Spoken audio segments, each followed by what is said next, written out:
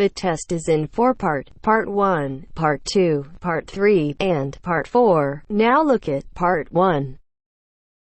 Part 1. You will hear a telephone conversation between a customer and an overseas shipping agent. First, you have some time to look at questions 1 to 8.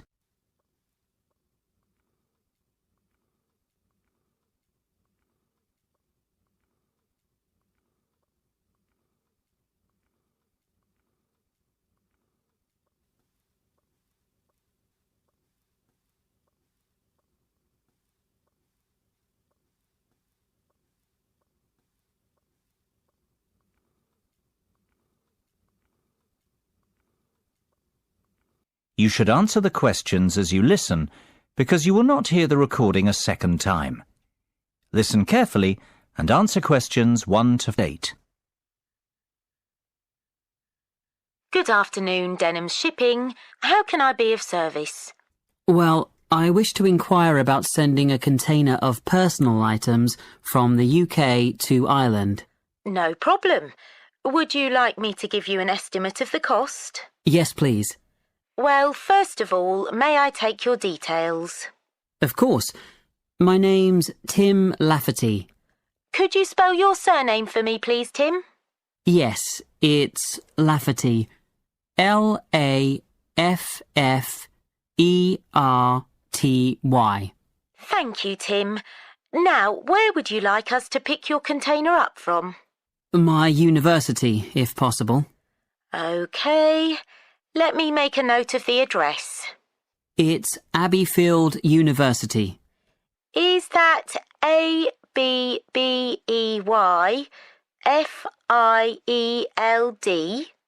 That's right.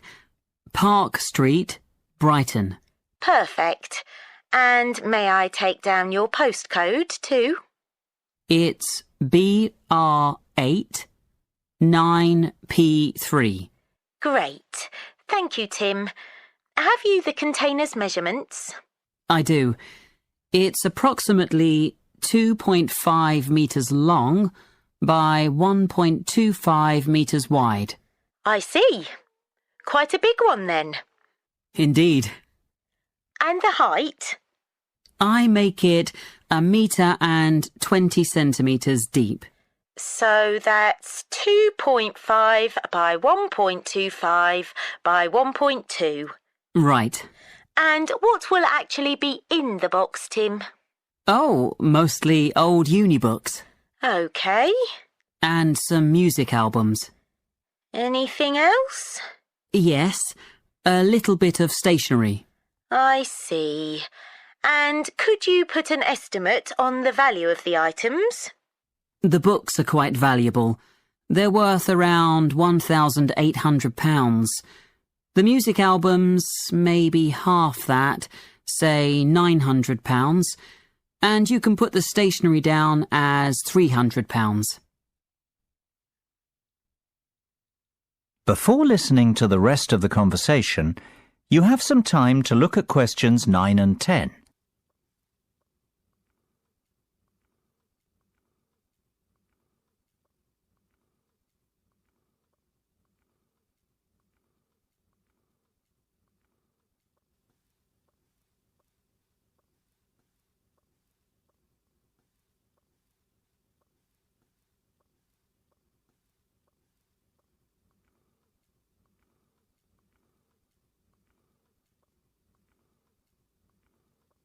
Now listen and answer questions 9 and 10. OK. And will you be purchasing contents cover from us also? I'm not sure what you mean.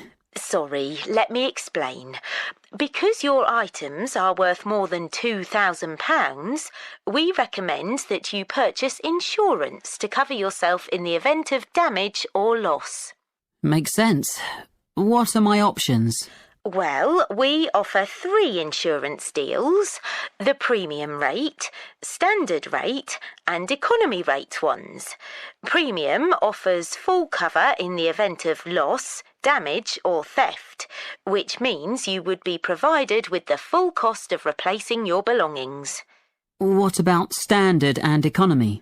Standard will give you today's value, the second-hand value of your belongings, and economy provides you with a fixed payment of £1,000 in the event of loss, damage or theft.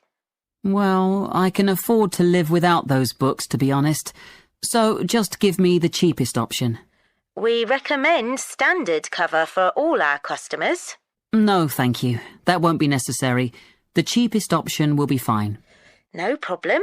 And one last thing, will you be needing delivery at your office, at your house, or do you intend to pick up your container at the port? Home delivery would suit me best, I think. We'll get that process for you. That is the end of part 1. You now have half a minute to check your answers.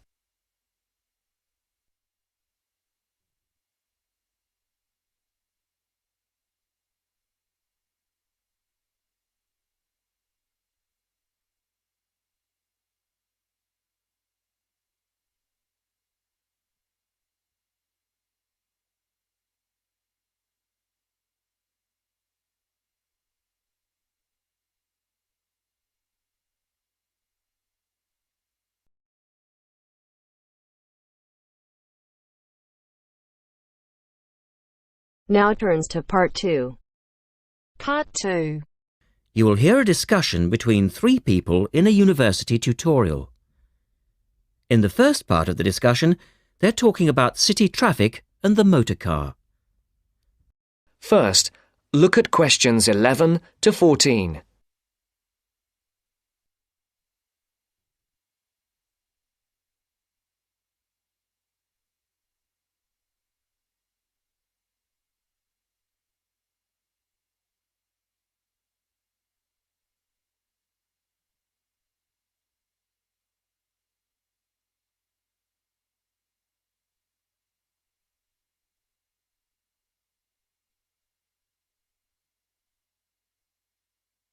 Listen carefully. We're very pleased to welcome Professor Isaac Nebworth to our tutorial group today. And he's come to share one of his pet passions with us, city traffic and our Western dependence on the motor car. I believe questions are quite welcome throughout. Thank you. Well, I know you're all very familiar with the superhighway here in Melbourne. But do superhighways automatically lead to super wealth, as our politicians would have us believe? I think not. Can you give us an example of what you mean exactly? Sure. Well, by continuing to encourage this dependence on the motor car, we simply create more congestion and more urban sprawl. And you can see that here in Melbourne, right under your nose. Excuse me, I would just like to say that I feel the sprawl is part of the city. The freeways mean people can enjoy the benefits of living away from the centre on larger blocks with gardens, but still be able to drive back into the city centre for work or entertainment. Well, I'm not convinced that people want to do that. And is our money being well spent? It may be okay for you now, but come back to me in 5 years' time. Let's take CityLink, for example, the new freeway here in Melbourne. Well, I use the freeway all the time. I think it's great. Ah, yes, but it cost $2 billion to build, and you could have gotten 10 times the value by putting the money into public transport. If you give the automobile road space, it will fill that space, and you'll soon find you'll be crawling along your CityLink. But surely you cannot simply blame the car. Some of the blame must rest with governments and city planners. Well, there is an argument, surely, that building good roads is actually beneficial because most new cars these days are highly efficient. They use far less petrol than in the past, and emissions of dangerous gases are low. Old, congested roads, on the other hand, encourage traffic to move slowly, and it's the stationary cars that cause the pollution and smog, whereas good roads increase traffic speeds and thus the amount of time cars are actually on the roads. Well, this is the old argument put forward by the road lobby, but for me it's clear-cut. Roads equal cars, which equal smog. Public transport is the way to go. In the second part of the discussion, the professor talks about public transport in different cities. Before the broadcast continues, look at questions 15 to 20.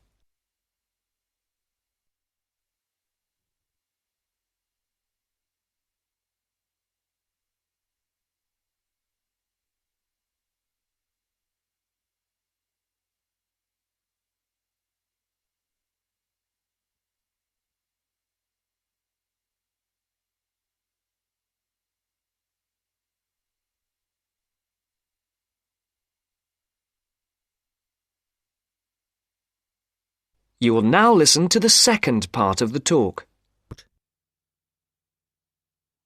Now, on that topic of public transport, I read somewhere recently that Australia isn't doing too badly in the challenge to increase the use of public transport. Better than America, granted. But by comparison with Canada, it's not so good. For instance, if you compare Toronto with the U.S. metropolis of Detroit, only 160 kilometers away, in Detroit, only 1% of passenger travel is by public transport, whereas in Toronto it's 24%, which is considerably better than Sydney, which can only boast 16%. Well, I think it's encouraging that our least car-dependent city is actually our largest city. 16% of trips being taken on public transport in Sydney isn't too bad. But it's a long way behind Europe. Take both London and Paris, for instance, where 30% of all trips taken are on public transport. Well, they do both have an excellent underground system. And Frankfurt comes in higher still at 32%. I understand that they've been very successful in Copenhagen at ridding the city of the car. Can you tell us anything about that experiment? Yes, indeed. Copenhagen is a wonderful example of a city that has learned to live without the motor car. Back in the 1960s, they adopted a number of policies designed to draw people back into the city. For instance, they paid musicians and artists to perform in the streets. They also built cycle lanes, and now 30% of the inhabitants of Copenhagen use a bicycle to go to work. Sydney, by comparison, can only boast 1% of the population cycling to work. It could have something to do with all the hills? Then they banned cars from many parts of the city, and every year 3% of the city parking is removed. And by constantly reducing parking, they've created public spaces and clean air. Really? There are also freely available bicycles, which you can hire for practically nothing. And, of course, they have an excellent public transport system. Well, that's all very well for Copenhagen, but I'd just like to say that some cities are just too large for a decent public transport system to work well, particularly in areas with low population, because if there aren't many people using the service, then they don't schedule enough buses or trains for that route. I accept that there's a vicious circle here, but people do need to support the system. And secondly, the whole process takes so long because usually you have to change. You know, from bus to train, that sort of thing. And that can be quite difficult. Ultimately, it's much easier to jump in your car. And often it turns out to be cheaper. Sure, but cheaper for whom? You or society? We have to work towards the ideal and not give in all the time because things are too difficult. Anyway, let's move on to some of the results of the survey, which I think you'll agree. That is the end of part 2. You now have half a minute to check your answers.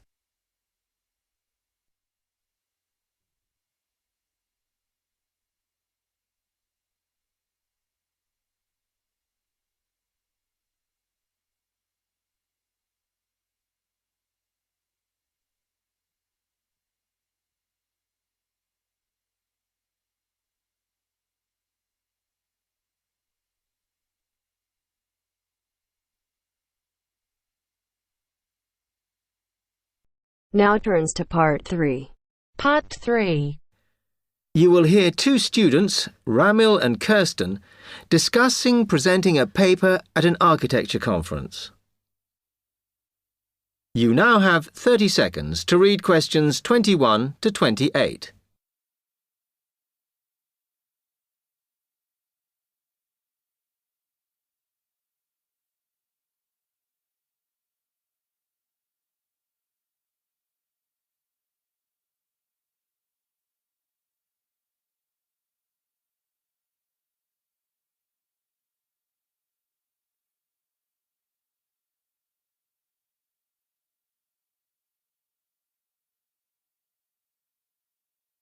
Hi, Kirsten.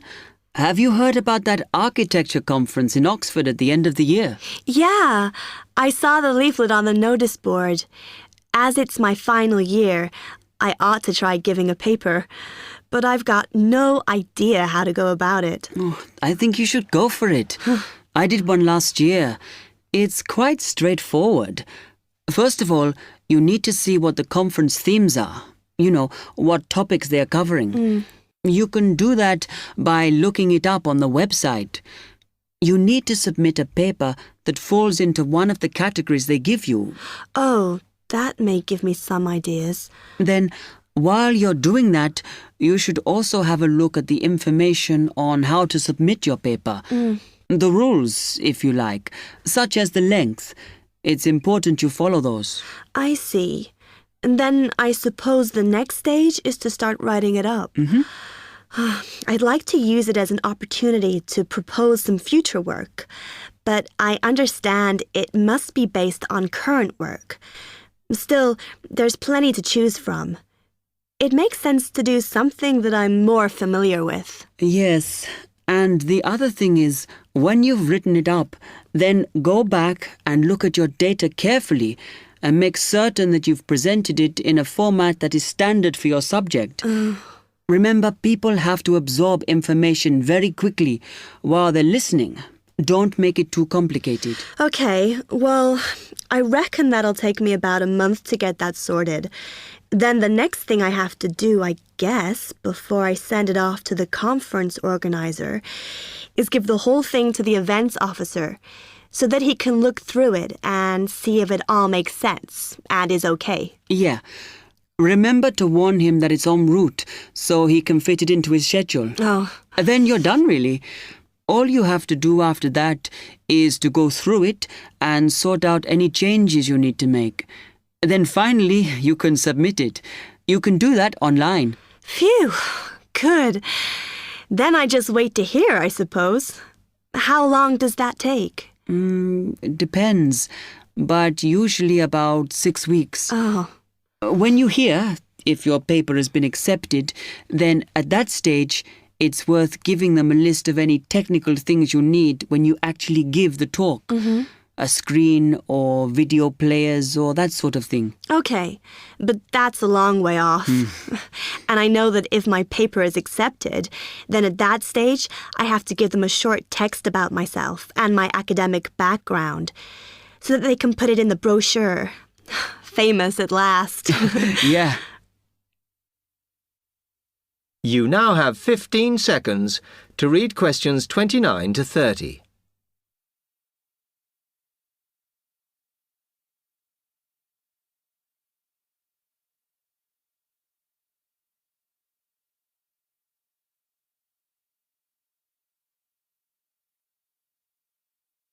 Right, well, I've got to get a couple of things sorted if I'm going to get this paper completed.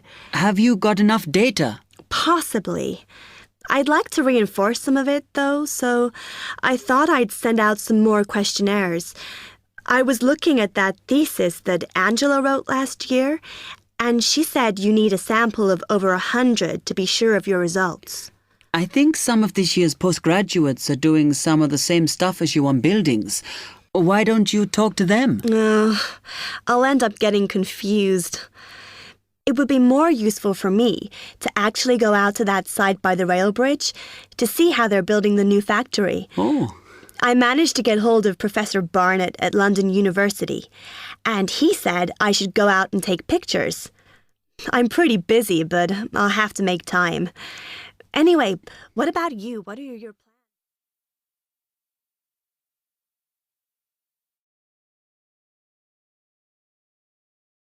That is the end of part 3. You now have half a minute to check your answers.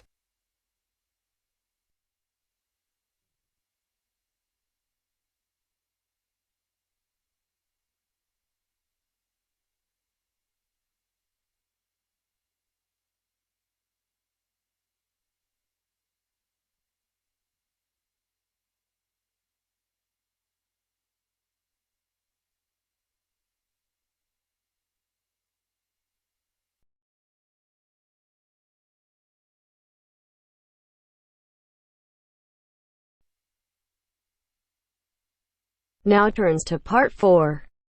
Part 4. A second session on interview skills. First, you have some time to look at questions 31 to 40.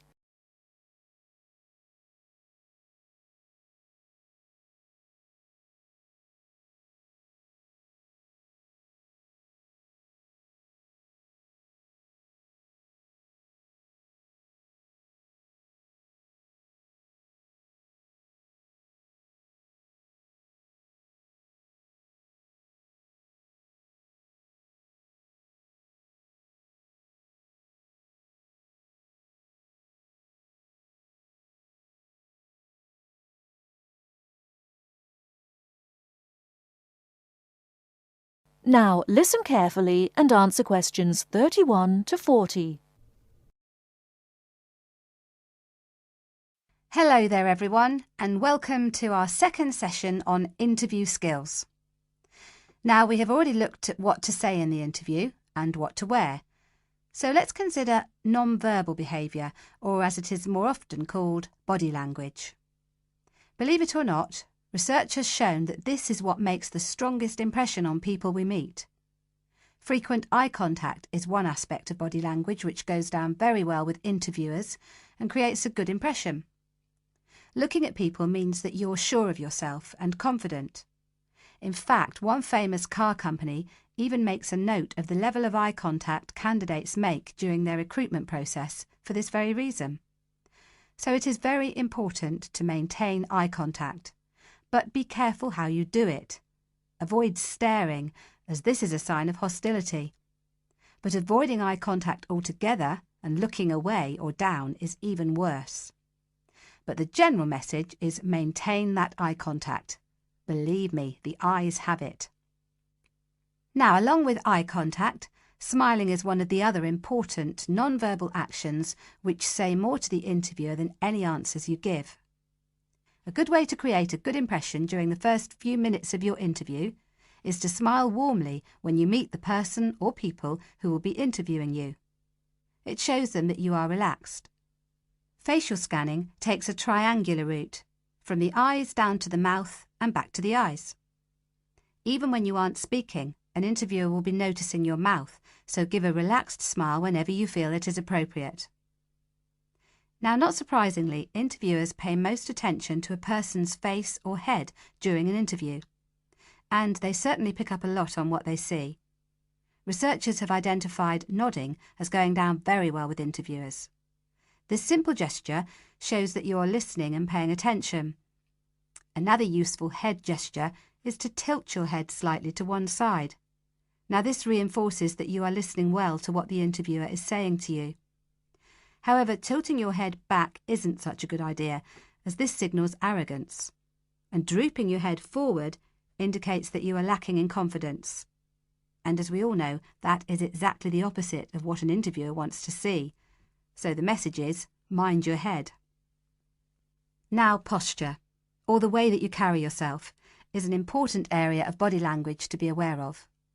And it is one of the first body language signals that interviewers read as you enter a room.